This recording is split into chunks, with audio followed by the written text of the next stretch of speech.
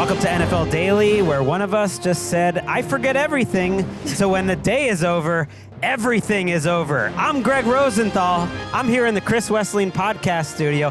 I'll let our listeners guess whether that was Jourdan, Rodrigue, or Colleen Wolfe who said that. Yes, it is NFL Daily, presented by Snickers. Hello. Hey, it's great to see your faces. Great to have you back, Colleen. Great that Jourdan made it to the show in one piece. What a journey She was in Las Vegas last night. I don't believe that she slept. Vegas, baby, Vegas!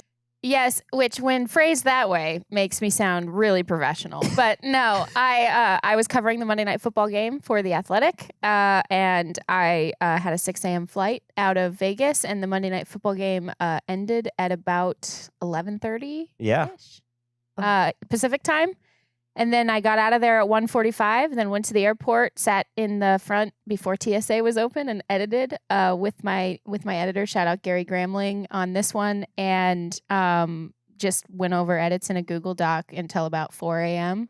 A true pro. You know, Now I'm here. I'd love to talk about football every day. That sounds like an amazing. Actually, it is like the best. It's the best job ever. But we're out here grinding. Yeah, and I saw none of Vegas, and my Uber driver was judging me so hard, taking me from the stadium to the airport at about 2 a.m. He was like, we're right around the corner from the Strip. Aren't you going to go and kill some time there before your flight? And I said, no, I'm going to go to the airport. I would totally lose track of time if I walked into a casino right now or something like that. And he's like, oh, okay, and then was quiet for the rest of the drive. And then he dropped me off at the airport, and then he goes, well, I guess have fun at the airport. No. and I was like, what? A 3 a.m. Vegas airport has to be the most depressing place in the world. It was, it was like being inside a McDonald's ball pit. Oh my God. Well, but I'm here, and I probably smell great, Greg. I can appreciate the aroma from here. You're doing great. So today, we're all anxious people sometimes, and why'd you look at me first? We all deal with anxiety in different ways, and all this news came out on Monday that was giving me anxiety, and imagining all the fans and certainly the players and the coaches who are feeling anxious after the injuries. And we decided not to hit them on the Monday night recap show on the doubleheader so that we could do it here. We will also preview our Thursday night football game this week, Dolphins and Bills. But yes, there was something about having Colleen on the show that maybe kick-started this.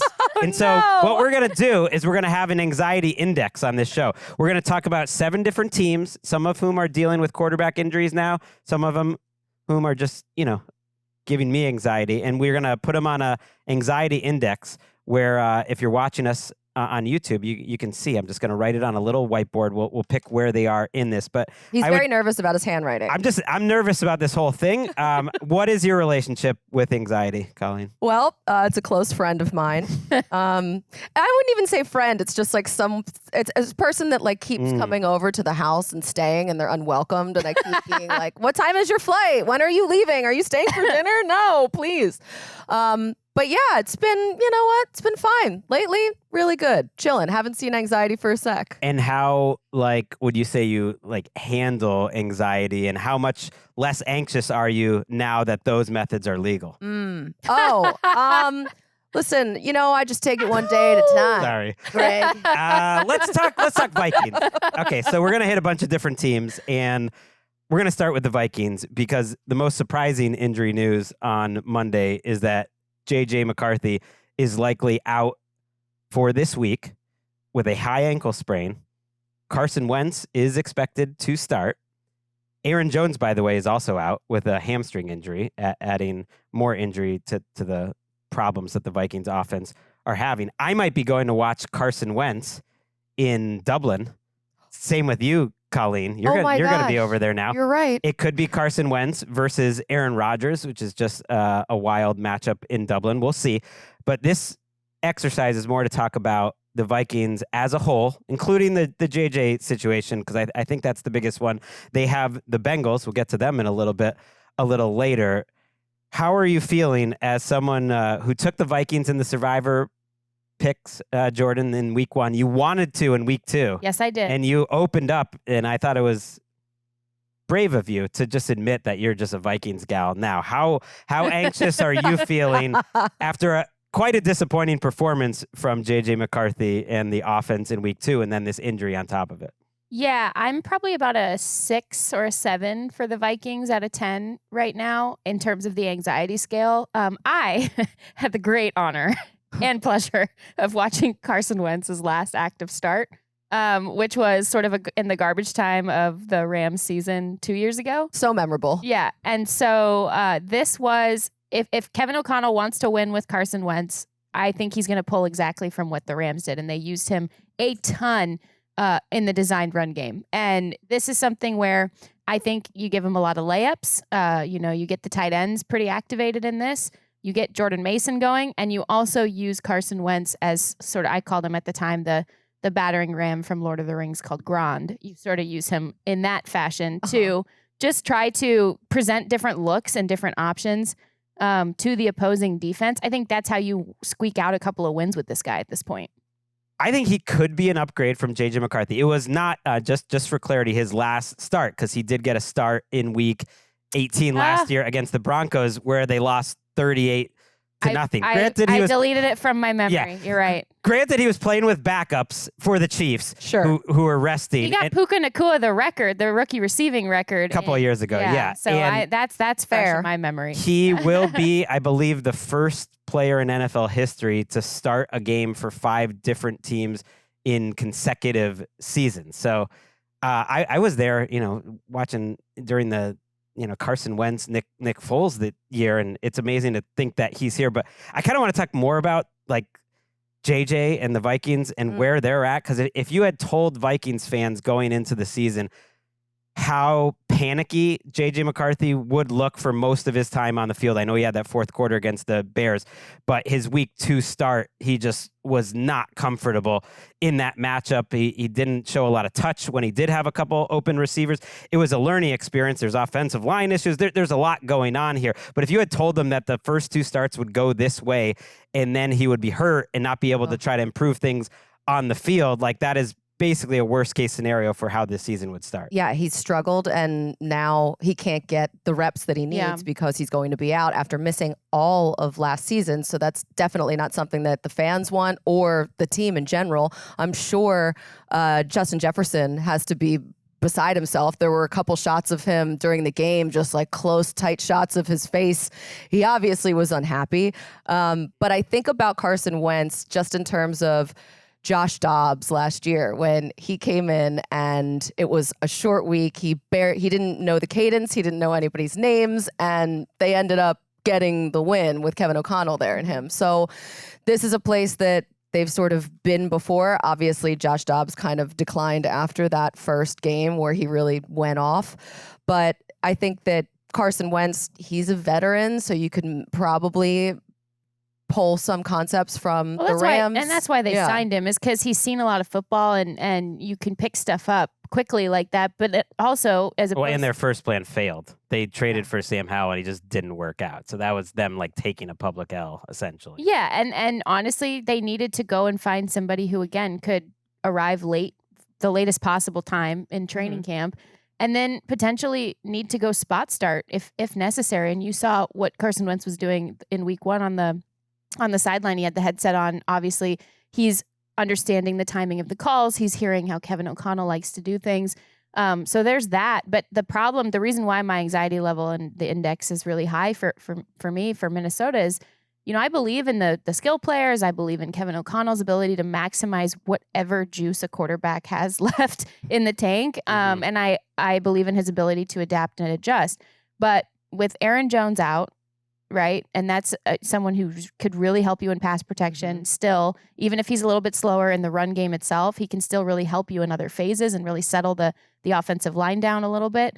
It's also, J.J. McCarthy needs, like you said, Colleen, needs reps, and he's not going to be getting them while he's recovering. If this was just a straight up benching which it shouldn't be, by the way. But if it Kevin was, O'Connell was clear to say this had nothing to do with performance reasons. but if it was, I would feel better because then you're at least getting him reps in practice that he needs to get. You're restructuring your entire workflow to make sure he's actually behind the scenes rebuilding that confidence. I think that anybody who watched or even read reports of what was going on in practice, all training camp with JJ McCarthy, it was this. They were prepared for this experience where there's going to be streaky days and then he recovers, he recalibrates, and he really bounces back well. Didn't get a chance to last week. Probably part of it is because he was hurting a little bit after that injury. And his wife had a baby? Yeah, no sleep. Oh. No sleep. It's just like a basic human. I think it's helping your performance, Jourdan. That's no excuse. Thanks, Craig. I'll go cry in the corner now. I know. I'm saying you're knocking it out of the park. Oh, you're usually terrible. Oh, I stop. would not know that you did not sleep. That's a negative way to view that. That's my anxiety. My anxiety. Speaking of our You relationship, guys are doing great. Do you want any like Zoloft or anything? do you have some? No, but I have a We guy. missed you so much last week, Colleen. No, Stop. my anxiety is even higher because he didn't look ready to play. And everyone's like, well, he's a rookie. Well, he's not a rookie. Like he did get a lot of the experience that you thought were going to help him. Like this start was the last couple of weeks, I think, were as bad and as like worrisome, anxiety inducing as certainly any start any of the rookies had last year from his class. I wondered this watching the game. And then I heard a couple people talk about it, including I'll give credit, Luke Braun on Locked On Vikings. Mm-hmm. I think the operation was so off that you wondered if JJ McCarthy knew how to call the plays, like if everything was coming out the right way, because there were some plays where it looked like people were not on the same page. You can see multiple times where the running back is asking JJ McCarthy where the play is. And the whole operation of just like how it was coming out.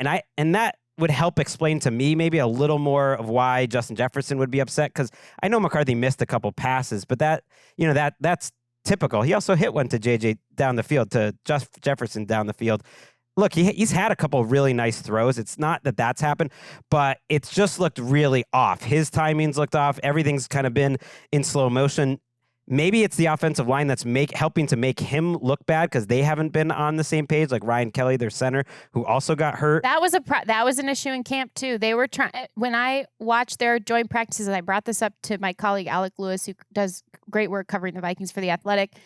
They were very clearly testing out their snap and not just timing, but where JJ likes the placement of the snap. Mm-hmm. And that led to some of the inconsistencies, the pronation on the football after the snap. We mentioned this on the show after the joint practices. It affects your touch on the football if you don't quite necessarily know how you want to receive the football in your hand in the first place. If it's spinning backwards into your hand, then you got to spin it forwards to pronate it the right way to the receiver. All of these things I know sound like I'm on mushrooms right now and very, very small details, but everything matters, and everything is a little thing that gets in the quarterback's head that he's thinking about that then potentially leads to, okay, I'm thinking about this right now, so I missed my timing of thinking about this. And you have an inexperienced quarterback who's finishing the game with a second string center and a third string left guard or left tackle too. So none of that is helping you. No, the left tackle situation's been a problem. Christian Darrisaw has a chance to play this week. It's weird because part of me thought, well, maybe it's not the worst thing for him to take a step back right now because he just didn't look completely ready, and maybe he'll feel more comfortable when he comes back in. In the short term, I'm not sure if Carson Wentz hurts or helps their chances of winning like this specific game against another backup with the Bengals. When I heard Ian Rappaport throw out a possible timeline, and right now McCarthy's officially week to week, he noted that there's 3 games before their bye against the Bengals and then at the Steelers and Browns. I would say that's an average schedule in terms of the defenses you're facing. Both of them are overseas, right? Are they back to back, Dublin and then London? Yes, it's so Dublin. Just hope nobody's watching. Yeah, it's the 2 international games. So when I say at, like technically, that they're counted as road games, but it's with the Steelers and Browns overseas. So there's a chance. Like, do they keep him on ice through those 3 games? The Browns certainly are probably the best defense of the 3, but that's a winnable schedule. We'll see. My anxiety is very high just because, man, after missing all of last season and starting like this, you really hate to see it. I have a list 1 to 7, and and we're just blind to putting this into a spot. We can change it if we want. But 7 is the most anxiety? Well, no, we're ranking the 7 teams, which has the most anxiety right now. And I got to think the Vikings are going to be near the top. So right now I'm going to put them at 2. What do you guys think? I'm going to go 2. I think 2 is good. 2 is right. 2 feels good, and if we want to erase it, we can. Okay. So right now they're at 2 in the index. Oh my God, your Wait, handwriting! I can't read is that. It's so absolutely bad. terrible. It's absolutely embarrassing, and I'm going to fix it. I love when me and Colleen are on the same wavelength. You guys suck. It's a race to the joke. So harsh. Speaking of harsh, let's talk about the Panthers quickly. I wanted to kind of attach the anxiety to the news, and when I saw that they're missing 2 offensive linemen, 2 injured reserve starters, I just thought they were a team that we should bring up here. Robert Hunt, who they gave a lot of money to in free agency and really did a good job for them a year ago, is going to be on injured reserve with a torn biceps. Very often that knocks you out for the whole season. Sometimes it can depend a little bit on the severity, but he's going to be gone for a long time. And then Austin Corbett, their starting center, also going to IR with a knee injury. They are second to last. So it's only 2 weeks, but second to last in overall DVOA, second to last in offensive DVOA. It's looked like it. It's not that their schedule's been that hard relatively. They played the Jags and the Cardinals. Like, it's just a bummer for them to start out the season like this. How are you feeling about the Panthers? I'm thinking about last season and after an 0-2 start, what happened? Wasn't Bryce Young benched at that point? And I think about the fact that he was able to sort of bounce back in the game this past week, and most of his mistakes were made when he was under pressure. So obviously now missing 2 of his offensive linemen, it's like driving a car without airbags. Yeah, and interior guys too. Good metaphor. Yeah, I know. Speaking of anxiety, I know. Yeah, this is one of your teams. It has to bum you out a little bit. It does bum me out because that's also 2 interior offensive linemen, and that's really important for Bryce Young because he is but a wee man. Oh. And so I feel like this is going to be really important. I really appreciate it. There was a couple of drives that he put together late in the second half of that Cardinals game, especially attacking deficits and deficiencies that the Cardinals had due to injury, that I thought was really good football that Bryce Young played. He's still feeling out his receivers. Xavier Legette has disappeared from this offense. Essentially, it's all Hunter Renfrow and sideline catches by Tet McMillan. But you need time to do that, and I'm concerned about this for him. This really sucks for Austin Corbett, who's really struggled. I mean, it sucks for both of them, but Austin Corbett just came back from significant injury and multiple surgeries and all of that. And now this is happening again. You hate to see this happen to players of their status. The offensive line was a strength of the Panthers as well. It was their running game. They could really run the ball. I can't believe he threw 55 times. Yeah, and it's this stinks. But I also feel like after watching the last 2 weeks of Bryce Young, I almost don't have more anxiety because my expectations have been pretty low. I've always compared him to Alex Smith. Could he just be Alex Smith? And really, I think Alex. That's mean to Alex Smith. I feel no. Like, what? My point was coming off his rookie year, Alex Smith had one of, if not the worst rookie seasons any rookie quarterback has ever had. And almost immediately the next season, they brought in a new coach. It was North Turner, and he improved to average. And it was okay, we stabilize everything. And I just thought, can they do that with Bryce Young? And they kind of did that last year with Dave Canales. 2 guys who are a little undersized. Obviously, Bryce is more, who are more athletic than you think. Alex Smith, I would say, is even more athletic than you think, but who are going to have to win with anticipation and everything. And then I think about Alex Smith's career, and it's he had that second season where he got a little better, but it took about 4 or 5 more years to really stabilize. He had injuries. He needed to get with the right offensive coordinator and the right head coach. And when he finally did, everything started to click. And then he was pulled and then had to go out on the field and flip a coin as a captain in the Super Bowl, where he should have been the starter. I don't know why I'm not defending him so much. But that was 7 years into his career. It's a long way of saying, I'm not as worried about Bryce long-term as I am about, first of all, the 2025 team. And then second of all, because of David Tepper, their owner's history, everyone that works there, because you're going to have to show progress this year. And they haven't. It's only 2 weeks into the season, but they're going to have to show progress.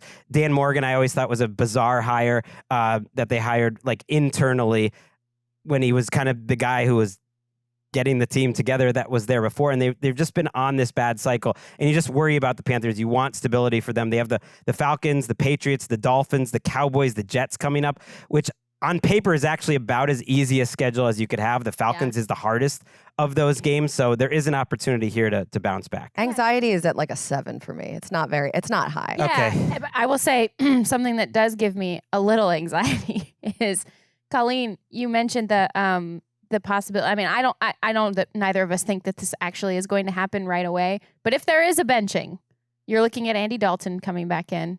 You're looking at the potential of 3 redheaded quarterbacks starting games in the National Football League. That gives me a little anxiety. Whoa. Carson Why? Wentz, Andy Dalton, Sam Darnold. Just a rare year. It just is. It just feels like some sort of rip in the space-time continuum happens after that. I didn't even think with Carson Wentz back, he's got a chance to really go out there and take command. Maybe we could have Oh, jeez. No. have Don't bring it back. the return of. We all know. I can never unhear it. Because the expectations were so low to begin with, I'm going to put the Panthers down at like 5th here. Yeah. What do you guys think? I think that's too high, but yeah. I'm 6 for them. I also want 6, to so say at the bottom here. I am. Okay. I am Do that. team redhead. I Okay. just think so many of them playing at the same time. You're worried about them possibly. Something cosmically taking happens. over. Something cosmically happens. Okay. All right, so keep an eye out, Just everyone. keep an eye out, don't everyone. know. Look alive. It's always hilarious before the show where I'm like, this show might be too quick. We got to hit the minimum for Exactly. our fast show. And Hilarious that yeah. you say that every time. I do like to Greg leave a finds lot of. new ways to scold us every week. That's not scolding. I love a honk fest. Let's talk Commanders. Jourdan Daniels might not play this week. That was surprising. He was one of, I believe, 6 players to get an MRI on the team after their week 2 loss. 2 of them are going to be out for the season, Austin Eckler and Dietrich Wise, who I think were important players for them. They were starting for a reason, especially Wise, I think, was a guy they brought in to add a little run defense, a veteran in that room. But the surprise was that Daniels, after really getting hit quite a bit against the Packers and was limping at the end of that game. So maybe I shouldn't be as shocked. Got the MRI on his knee and he's day to day. We will see. We're taping this on Tuesday, but his week 3 status against the Raiders is in doubt. If you're ever going to sit for a game, Colleen, maybe this one would be the one. Look at That's you. Raiders defense erasure. They looked pretty good, minus a 60-yard Justin Herbert bomb. Okay, I'm just saying, we'll start with you then. You just wrote the piece. Right. This is fresh. The definition of a backup quarterback piece. No one can write about backup quarterbacks for at least like 3 years on the internet because Jourdan did such a good job. It was like an oral history style on what it's like to be a backup quarterback on The Athletic. And, one of them was Marcus Mariota, who I do believe, based on how he's looked in Washington in the regular season and the preseason, is one of the best backups in the league. And he's also thrived with Kingsbury before. Yeah. Right. So I'm just saying, if it was on a knife's edge of whether he could play or not, you'd feel good about Mariota. Yeah, this is the lowest on my anxiety Okay. meter, having Marcus Mariota running that offense. He is one of the best backups in the league. He could still start games for a team if it was the right fit for him with coordinator and line and all those things, as it would be for so many. The way that one reason I really like doing that piece, thank you for mentioning that, was because I really wanted to know how people take information that they're never actually using, in real life. They just absorb this massive amount of information and studies, but they never actually get to use the things that they learned and the things that they're doing in the film room and in the teaching room. You got to get ready. Yeah, and so now he's going to get, if this goes the way that I think it will, he'll get the full week of reps, and he's already doing the same types of early morning walkthroughs that Jourdan Daniels is doing with the quarterbacks coach, with Cliff Kingsbury. Marcus Mariota is doing that with Tavita Pritchard, the quarterbacks coach. Like they're trying to keep this as even as possible for the sake of the rest of the offense. And I think that's a really important and mature kind of way to look at it. One thing that is sticking out to me early, I think, remember last year, and Colleen, I think you were on top of this one. We were keeping stats for like teams after they had played the Lions. Yeah. And how beat up they were after they'd played the Lions. I think the Packers are the new team this year. Oh, I mean, yeah. watching now with them, Micah, too. watching the way that they hit. Houston kind of competing for that a little bit, but especially the way that they went after Jourdan Daniels. I mean, you really want to protect him. And the Raiders don't have much of a pass rush, but, it's like you still you want to play a capable quarterback against Max Crosby. One huge advantage for that is just from the schedule makers. You cannot have a bigger schedule advantage rest-wise than they do. They had a Thursday night game. The Raiders had a Monday night game, and the Raiders have to come all the way to the East Coast. Oh, wow. I mean, that is a pretty big deal, not just coming off rest, but for all the players early in the season. That's tough. Having had to play so much. Watching them, I don't know. Well, so the only thing that would bump up my anxiety meter a little bit higher is just the fact that Jourdan Daniels and Terry McLaurin just they're off. Like their connection, it's not there yet. They're out of rhythm. And now it's sort of like the same thing with JJ McCarthy, with Jourdan Daniels. He's not going to be able to find that rhythm. And I feel like the whole contract situation, all the negotiations, it really does make a difference whether or not you get that practice time and you get those reps during training camp, because we're kind of seeing that now play out. Turns out if you already know you're going to eventually extend the player, you should do it before training camp. I don't get it. Have this Why do they do this? Because he wanted more than they were willing to give, and then they were putting all this out there. It's like, how dare he ask for this? Like, he wanted this top shelf stuff. And just Terry McLaurin, who's like the Spider-Man meme of Spider-Man standing in front of the train when the organization is in total dysfunction, holding it and straining to keep everything together as like the face of that organization forever. We don't need to with relitigate rotating quarterbacks coming through. I have a little anxiety though that it was the worst game of Jourdan Daniels' career. Yeah, and I think the opponent I mentioned really to you matters. After week one. I thought they looked a little too loose. They were a little uneven in week one. They have Josh Connerly, who's their first round pick, starting at right tackle. Right now, he leads the NFL in pressures allowed. Now that'll happen after going against Micah Parsons and Rashawn Gary, but he struggled a little bit in week one. He's had tough matchups. Well, you might have, Max Crosby on the same side of him this week. So that could be difficult. You lose Eckler. That's not a massive one, but I do wonder if it was after 1 year of Cliff Kingsbury, whether, he has a next move. And I think they will. And I think I'm not worried about Jourdan Daniels at all, but I do think that the depth of the weapons on this team is not great behind McLaurin and Deebo Samuel. So are we going to put them last, though, of these? Ultimately, they're the only one with Jourdan Daniels on their team of all these. Yeah, and I'm contextualizing in the fact that we don't necessarily think this is a extended injury yet. Yes. We don't know. And also, I think they've got the best backup in the league. Okay, so are we want to put them at the bottom? I think so. Don't be we anxious. We can also move these Commandos. around if we need 7 to. for me. Don't be nervous. I've really taken command of the. I love that. It's also interesting that Mariota played for the Raiders too, even though he just never started for them. All right, let's do one more before a break. Okay. The Kansas City Chiefs are 0-2. I don't know if you guys heard. It's hard being on top. And do you feel guilty as an Eagles fan for sending great individuals like Nick Wright into like a shame spiral? Oh my gosh. I'm so sorry for everyone out there that is reeling, but you should have known that this was going to happen. I look at this Chiefs offense, and obviously they're going to not look the way that they did before, but even the way that they did before, they weren't an explosive offense. And now you're down your top 2 best pass catchers. You're going to have some issues, but they're not going to be able to sustain this with Patrick Mahomes just trying to do everything himself. And this is so unfamiliar, this territory, for them starting the year off 0-2 after losing a Super Bowl too. I don't know how the team comes together, but Kansas City is known for figuring these things out mid-season or anytime during the year. I think multiple things can be true here, that it is different than it's ever been. Because they seem anxious. Right. You see Chris Jones snap to snap, talking back and forth to the lineman opposite him and talking on the sideline, and he seems anxious. They seem like they're tight right now. It's hard being on top, and like they will bounce back. They lost 2 one-score games, which was their magic potion a year ago. Yep. Just figure out a way to good teams. to very good teams. At the end of the year, we could look up and the Chargers and the Eagles could be two of the, if not the toughest teams that they face all year, along with the Ravens. And so they're one score, losers in those games. That's not something to totally panic about.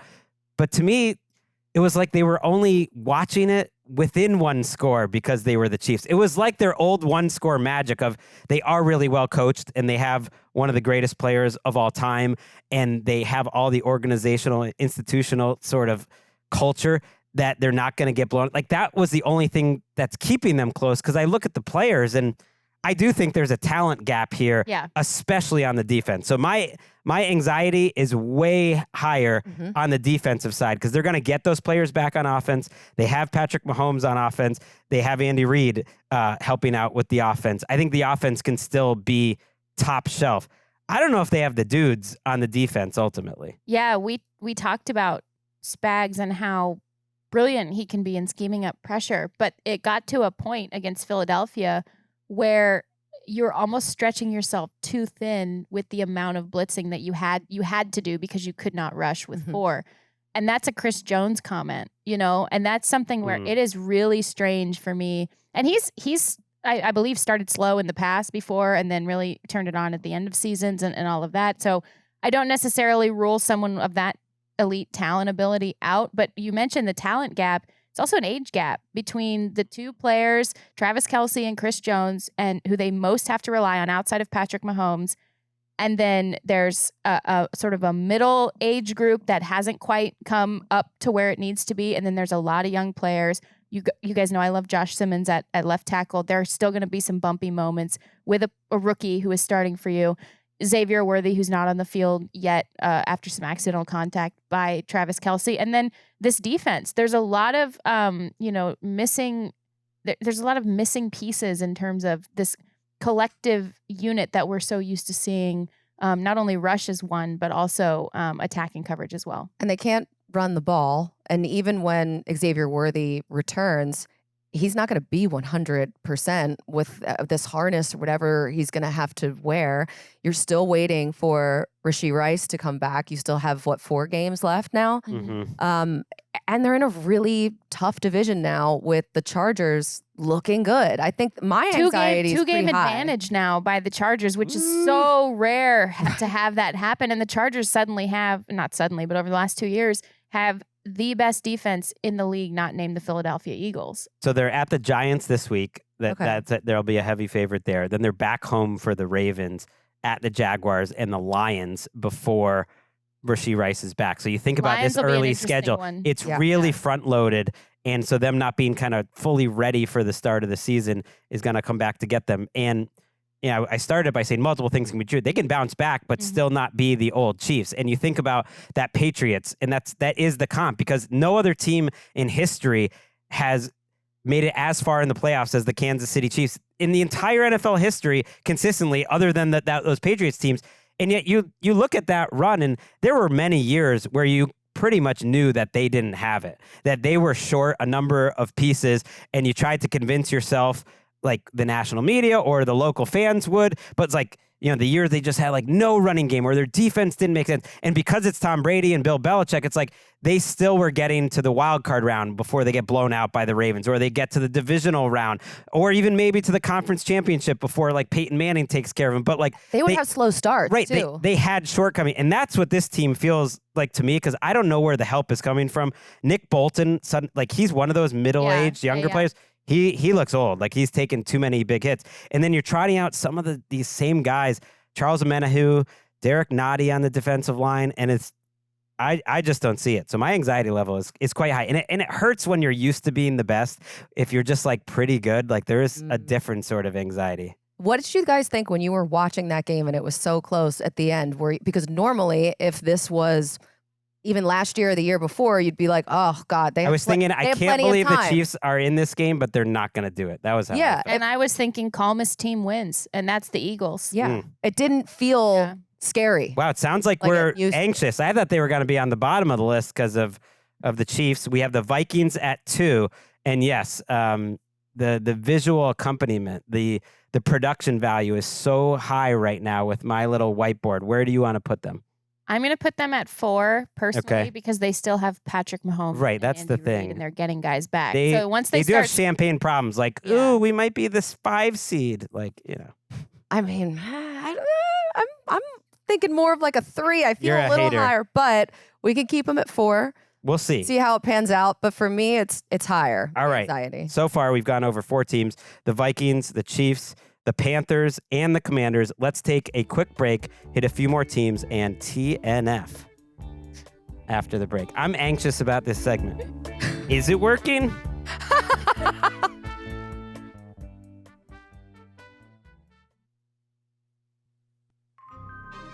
Back on NFL Daily.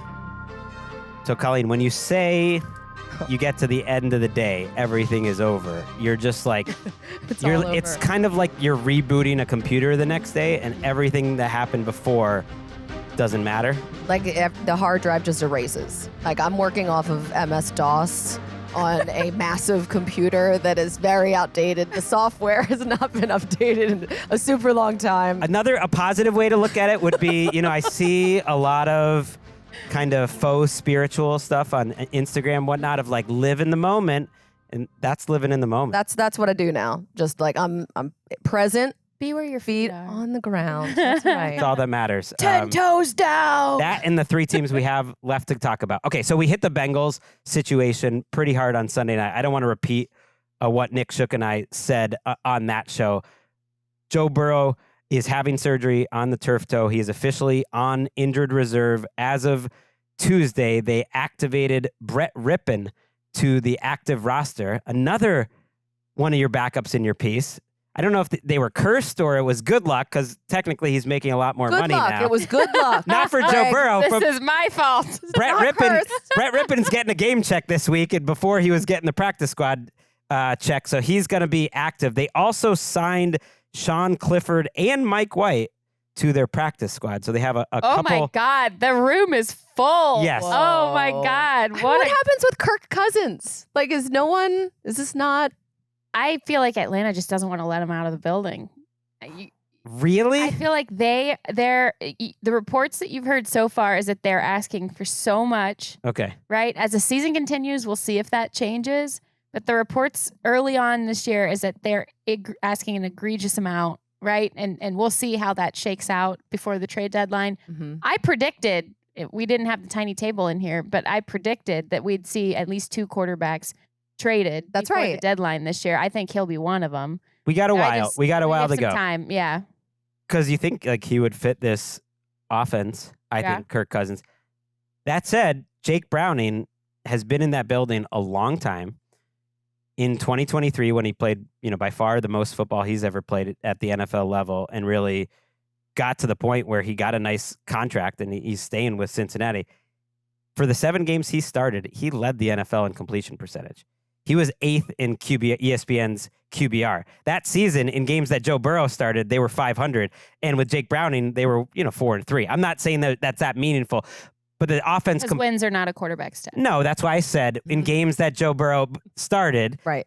They didn't have that record, but the team made up for it. And they made up for it in interesting ways. The offense was totally different with Jake Browning. It was a lot more like the Sean McVay tree, Kyle Shanahan tree offense we're used to seeing, under center, play action, and much different than the kind of Joe Burrow, I'm just back in shotgun, almost running the offense myself. And on paper, their schedule overall isn't that tough if you look at the average opponent, but the defenses they play coming up are brutal.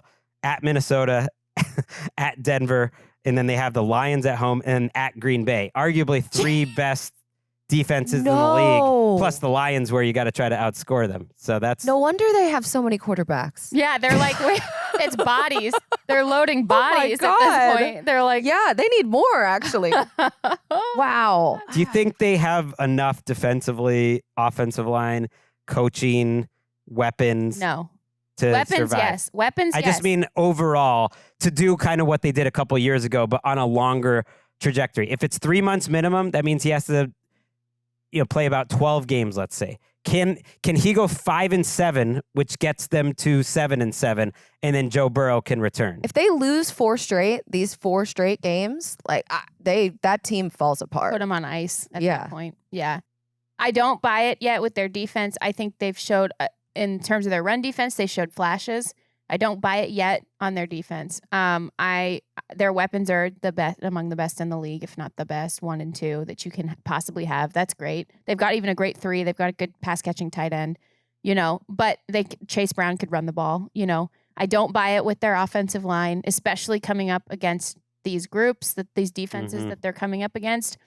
Yes, he looked good, and yes, scheme can get you to a certain point, but when we talk about these crazy streaks for backups and all of that, we don't often say Zach Taylor's name. We say like Kevin O'Connell, Matt LaFleur with what he did with Malik Willis and all of these different types of things. I think Zach Taylor, I'm a little anxious for him in terms of he needs to kind of prove what he brings to the table. That's always been my thing, that he's the polo shirt of NFL coaches. Like he's totally fine, but like you're not super excited. And yet he kind of did prove it with Jake Browning before. That was in some ways like the highlight of his NFL coaching career, that they developed this kid, Jake Browning, who not a lot of people had high hopes about. And their offense was pretty good with him. And oh, by the way, he led a comeback victory in which he entered, behind on the scoreboard, and he threw a couple groaners in terms of interceptions, but he also led them on like a 90-plus yard touchdown drive to win the game. Yeah, he completed, 9 of his last 10 passes, so he adapted. But I do like the fact that so many of his teammates are talking about how chill and calm he is, even when everything else seems chaotic around him. That he's just like I think Yoshi Voss said he's just a chill bro. And like he's just easy to have a good rapport with.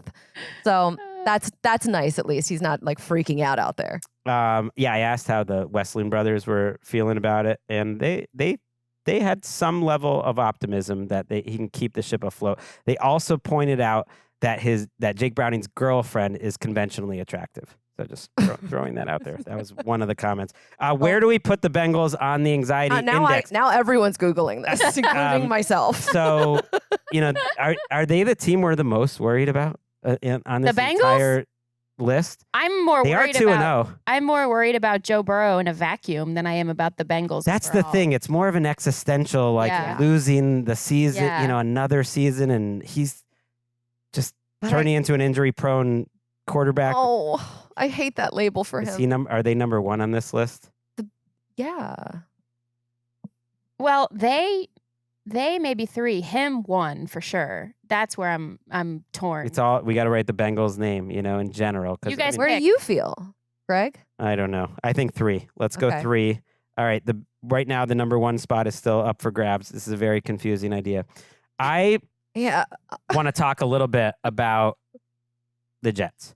So we were so high on them coming into the year. 0-2. Justin Fields is in the concussion protocol. I just wanted to get that in the show. We'll be quick. We've talked a lot about the Jets. I'm curious to hear what you think, Colleen, because, they had like the worst case scenario for week 1, which was like everyone was so excited about a moral victory, and then they got the doors blown off them in week 2. What is your anxiety about this Jets team? I feel like if it's on an anxiety meter like level that is just within, not the one on the whiteboard, but just a different one, it would be like crippling self-doubt. Like that is the Jets to me right now. Imposter syndrome. We've just seen this movie so many times, and it just feels like the ending, it's not different ever. Like they come out with different iterations of it, but it's always the same result. And it's just, I can't imagine. I'm so sorry to Jets fans out there. I would put them lower if we're going to put them. I'd put them lower actually because there was so much hope out of that week 1, but it was like genuine. There was proof of concept on their tape, and like they have good young players along this offense. Even, Breece Hall, he'll bounce back and all of these things. But they've got Braylon Allen behind him who looks great. Garrett Wilson is obviously locked in for a while. I am such a believer in Armand Membu. Their offensive line looks good. Justin Fields, you're going to get feast or famine games with him. You just Always. are. Coming into the season, you knew that. But when he's great, plays like the best quarterback in the NFL. And when he struggles, you get these dips, right? And then obviously, him being out, you're going to have to sort of make hay with that, or him being in the concussion protocol, potentially being out, you might have to make hay with that. But at the same time, we came into this season saying about the Jets, just want to see progress. Right. That's it. So that's why my anxiety isn't as high, is because you are seeing progress. Well, you can't have too many of those week 2 type of games. That was as bad a game defensively as almost any in the Robert Saleh era. Really, overall, like it was an embarrassing performance. But yeah, my anxiety is a little less for the Jets, so I'm going to put them at a 5 because it's about the process. But Darren Muji, some of the moves that he made, the GM in the offseason, Jamie Sherwood was a linebacker they gave a big contract to. It's not working out right now. They did not add enough at the wide receiver position. They're a little thin there. They kept this guy, Michael Clemens, who all Jets fans just hate because he gets a personnel foul penalty and he's not much of a pass rusher every single game. Isn't that the guy who brought the spiked bat or something to the... He's done a lot. And he got that 15-yarder against Josh Allen. So they're low on the list. Let's wrap up with the Bears. They're 0-2, and they made this segment because Jalen Johnson, their cornerback, sounds like he's possibly out for this season. And it just brings up, like, they're banged up in the back end of their secondary on top of the inconsistencies they're seeing out of Caleb Williams. So I think Ryan Poles is going to feel the heat a little bit more than Ben Johnson, because Ben Johnson, to me, is more important in that organization. I know they gave Poles a big contract, but those mean nothing. He gave, well, they mean a lot to like the future Poles generations. But yes, I hear what you're saying. I'm just saying, he got generational money for the next 5 years. Okay, Greg, because clearly that's what I was talking about. I know you're not. I'm just saying. Yes. Ryan Poles is like. Congrats to the Poles family for many generations to come. Within the context and structure of the organization, it does not mean a GD thing. If the head coach is in charge of everything, and splits the power balance in a way as the season continues to where he is running the show, then that extension, the years on it specifically, do not mean anything. I'm just so excited to bring up the Poles family now all the time. We should send them a Christmas card. We should start a list. He had Colleen 4 high picks, so everyone was all excited about the DJ Moore trade. That you get DJ Moore, you get all these extra picks, you end up with Caleb Williams. Everything ended up so perfect, but you do need to hit on those picks.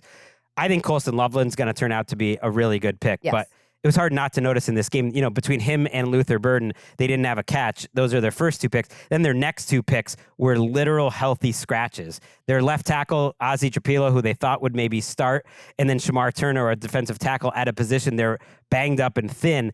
And that's where you wonder a little bit about the coach and the GM if everyone's on the same page. Internally, I know there is optimism about Ozzie Trapilo over the long term. Throwing him out in certain situations probably wouldn't be the healthiest thing to do, especially when, Braxton Jones was awful this last game, with something like 9 pressures that he allowed. But at the same time, you have to walk that line almost like you do with quarterbacks, is when do you put the new left tackle out there? And of course, playing on the right side before, that's different. Mm-hmm. Ben Johnson, the reason I have so much anxiety about this is Ben Johnson called out several of those players that you just mentioned when asked about it earlier this week by the beat reporters there, basically saying, we're looking at the things they do away from the ball and we'll see who wants to play the most. Oh. He basically was like, they're going to earn their looks, they're going to earn their targets, they're going to earn their snaps based on everything they do when they're not being targeted, and all of those things that we know are so important to him that he lost his freaking mind over all throughout training camp, the little details when you're not actually the one getting the ball. The anxiety goes beyond the quarterback, who I think I saw progress from Caleb Williams this week, despite the fact that the score was so lopsided. Mm-hmm. I'm anxious about the defense. The Renaissance is off. We should have let you know before the show. Yeah. The Renaissance that we saw for 3 quarters is very much off. We're calling it this point. It's so tricky judging early in the season because you it's only 2 games. Right. You also don't know schedule-wise. 2 games and a lot of gum. Okay, looking great against J.J. McCarthy for 3 quarters. Apparently, a lot of defenses probably could have done that in week 1. And so you don't really know. It's like last year when the Saints had those great 2 games. Exactly what I was going to say. Taking the words right out of my mouth. Yes. They ended up in the end having faced two of the worst rush defenses in NFL history, but no one knew that And at everyone the was time. like, Clint Kubiak is amazing. Oh, poor Clint. Okay, Bears. I guess the only spot left is number 1, but we can make a change.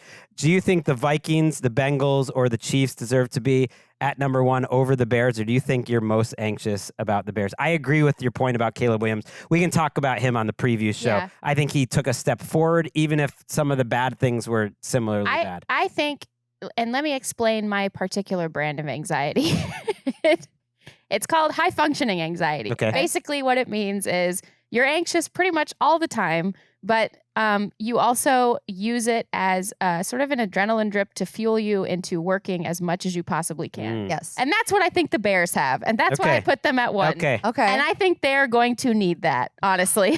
That is the particular brand. And the fans are so disappointed Yes. right now. To me, the Bears and the Vikings are 1-2. So when you But did you really Because they don't expect know them about to their be young- so much different No, at this point in the year? Ben Johnson was even like, we're not going to look fully formed not. even after 4 games. Exactly. No. And it's a great point to bring up, Colleen, because I did not expect them to look great out of No. the gate. This is going to take some time. I think we all knew that. However, I think you need this palpable, tense anxiety that drives you into really honing in on the details. So when people look at your board on the screen, they're going to get mad at us, obviously. When they hear the explanation, this is not how it why. works. This is why. Yeah. This is why I think that they are. I think I might be more personally anxious about the Vikings because I think there's nothing worse than an offseason of excitement. And now they're in this weird period for a couple weeks where there is part of, I think, every Vikings head, fan's head. And it's not fair wondering like, shoot, did we get the right quarterback? And I think Bears fans feel that too. And that's why I think 1 and 2, but at least Caleb's shown a little more. We'll leave the Bears. I'm way more anxious about the Chiefs and the Vikings than you guys are. I love Okay. The Chiefs for me are higher. What if we put, well. I'm going to do some erasure. We're going to talk about Thursday Night Football. Oh, right. Who is the anti-anxiety team? Like, who's a vibey team? Who's like a just Zen chill. garden. Yeah, I think the Rams are Like the me of teams, I think we go to break. I'm a lot of things, but I don't think anxious is one of them. not. I'm not. No, you're not. Anxious is not one of them. No, I often Oblivious is maybe one. I but- often describe you as a calming presence in my life. Shut up. All right, I'm gonna put the Vikings now number 1. I'm sorry to the Vikings fans, and the think that's Bears. okay. The Bears are gonna be number 2. Let's I think move that's on okay. to one team that absolutely could have been part of this segment. And yes, if you're curious, the final list: Vikings, Bears, Bengals, Chiefs, Jets, Panthers, and Commanders, as written by your local 8-year-old boy. It is time for hot matchups presented by Wingstop. Yeah. The Miami Dolphins, it's beyond anxiety in Miami. They are 12.5-point underdogs in Buffalo on a short week. Oh. Yes, it's the Prime Video team with Al Michaels and Kirk Herbstreit. Let's listen to Mike McDaniel, the Dolphins coach, talking about why he thought TNF was actually a good thing for the Dolphins. Thursday night games are, after a loss, they can be a blessing because you have no time to think about anything else. And quite literally, I kind of paint a picture that I think the team is, understanding is that every moment that you spend thinking about anything but the opponent is going to serve you in the worst.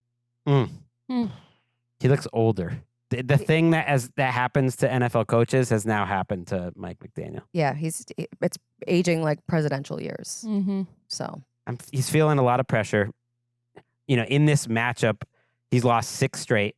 If you think about these two teams a couple years ago, the Dolphins were that fun, up-and-coming, trendy team. They go to Buffalo in the snow. I remember watching that I was game. there for that game. Oh, you were at the game. Yeah. It was a great game. Yeah, I think. because the Dolphins almost won. They came back. It was a close game, right? I was at the game. I think it was a Saturday night game. I was at Hanano with Lakeisha, our friend, Oh. watching that game. And it was so close. It was great. And it actually was like a moral victory. People were like, you know what? They can play in the snow. It was tough. It was back and forth, but the Bills came out and won. And since then, they've played 5 more times. The Dolphins have been close a couple times, but they've also been blown out 3 of them. It's not a good matchup for the Dolphins, even in good times. And you think about this Bills offense, especially their running game. I think they are fifth right now in DVOA. They are first overall in EPA per play. And I think people kind of sleep on how good this running game is, even outside of Josh Allen running the ball. That's the matchup for me that I highlighted first was James Cook obviously coming off a huge game. And then this Dolphins run defense has just been obliterated. These first 2 weeks, they allowed 156 yards to the Colts in week 1 and then 122 to the Patriots. And now you have James Cook and Josh Allen. They're going to eat. And little Ray Davis mix in there. Yeah, he's pretty good. And that's the cool thing about what the Bills can do on offense is, hey, let's say James Cook had a massive workload and you need to, rep share a little bit going into a certain matchup, or you think, okay, this is a safer one to split a little bit, and then also present different looks, more unscouted looks that maybe the Dolphins wouldn't be expecting out of the two backs or out of Ray Davis, who I mentioned this before, seemed like Joe Brady had so much fun scheming up plays for, whenever he has been in the game. This is really concerning. I think where I effed up with the Bills, Eric, I know you're listening closely on this one. It was I dramatically underrated how much this offense could Band-Aid over the defense, because I'm still concerned about the Bills defense, right? I'm concerned about up front, Ed Oliver getting injured before last week's game. He's their best defensive player. I'm concerned about their depth along their line. I'm concerned about their safeties and their corners. I am concerned about their linebackers and the angles that they've been taking against the run. And I think the thing that happens is that Josh Allen and the absolute power and dynamism and the multiplicity of what this offense can do and the depth that it has, run and pass now, makes that to where you almost forget to worry about the Bills defense. I still am, but maybe should not have been quite so worried out of the gate. I think they'll probably look a little bit better, so you should rest assured this week against the Miami offensive line. Rest assured me? Yeah. Rest assured. Me? Yeah. Dolphins are down a few starters on the offensive line. The Bills, you mentioned Ed Oliver. He hasn't been at practice, so it sounds like he's going to miss this game. Jourdan Johnson, their excellent slot cornerback, was back at practice on Tuesday, so that's trending towards returning. Matt Milano might return to practice on Wednesday, but did miss Tuesday, so he might be out too. I actually think the Dolphins, offense look like the Dolphins offense for the most part against New England. If they're going to win, it's going to be by scoring a lot of points. It's going to be by running the ball. Devon Achane has looked pretty good. The problem is the difference in these two teams when the quarterbacks are pressured. Obviously, Josh Allen is incredible when he's pressured. When Tua Tagovailoa is pressured, he just gets sacked. I couldn't believe this. On PFF, he has a pressure to sack ratio of 50%. They're actually, according to pressure per snap. Now, he gets rid of the ball quickly. Not as quickly as he used to, but still quite quickly compared to average, one of the fastest guys in the league. But he is kind of panicking. He is not a guy who can come up with an out-of-structure play, and he is just going down. And Joey Bosa, one thing I regretted not mentioning on a recap show, had one of the most Joey Bosa games ever in week 2. He's played 26 snaps and had 7 pressures, 2 forced fumbles, a sack, and a quarterback hit. And they're really using him in the ideal way for Joey Bosa, just 30 snaps a game, and he looks really fresh. So that's one really positive thing. Too, at the beginning of the season, just how he doesn't have to be the guy there now, which it's different. It's a way different role for him, but mentally, I think that's probably really helping him because he just knows he can pick his spots and be so super dominant. Yeah, and let's not forget, too, that after 2 more games, they get Michael Hoyt and Larry Ogunjobi back, and that's going to be really significant. When I talk about worrying about their depth all along the line, that's another really good inside and outside pass rusher that you get in Michael Hoyt, who they're so high on over there, despite the suspension for substance issue, illegal substance. I probably butchered that. PEDs. PEDs, yeah. I haven't slept, guys. No one would have noticed. You're nailing it. Yeah. I like the hat. I like the chain. It's all working. Thanks, Greg. I feel like that's the new one. This is usually how I come in. Yeah, exactly. It's just Tuesday for Colleen. I think last thing I'll say on this game is I think the Dolphins pass rush has probably been the most disappointing part of their team. Yeah. It's where a lot of the resources are. Chop Robinson's been very quiet after a great rookie year. Bradley Chubb, Jalen Phillips haven't really been making a huge impact. And again, they're going up against the most continuous offensive line in football right now. Right. Yeah. Year after year, week after week, it's the same guys, and it is really a weapon. And so it's a tough matchup for them. And they will mix it up in terms of what they show Josh Allen. I think you have to disguise, you have to confuse him, because I do think that's something that doesn't show up in the box score. But man, Josh Allen is just on another level mentally. I think it's true with him and Lamar. It's not like they weren't before, but you play 6-7 years in the NFL. They are now, to me, at their very fully formed, like dialed, like athletic peak. Powers. And obviously, they're only going to keep getting smarter in terms of experience. But now they're at another level. Like, you better send some disguises at Josh Allen, or else he's going to kill you. I don't know. Maybe the Dolphins cover 12.5 at the very least, but it would be shocking if they won. Yeah. 12.5. Yikes. Okay. That's the Prime Video game. We will preview every single game on our mega preview show, AFC and an NFC. Are you going to be ready for that? Like, you will get some sleep. I was ready for this. You know what? You don't have to get ready if you stay ready. That's right. I'm fired up. Let's take a break and come back in about 24 hours. The NFL preview show. You're amazing. Every single game. That was a pro host pivot. You've done it. Steve Weiss in the studio. Patrick Claybon in the studio. We'll hit every single game. I can't wait. It was great to have you back, Colleen. Great to be back. Love you guys. We will see you next Tuesday.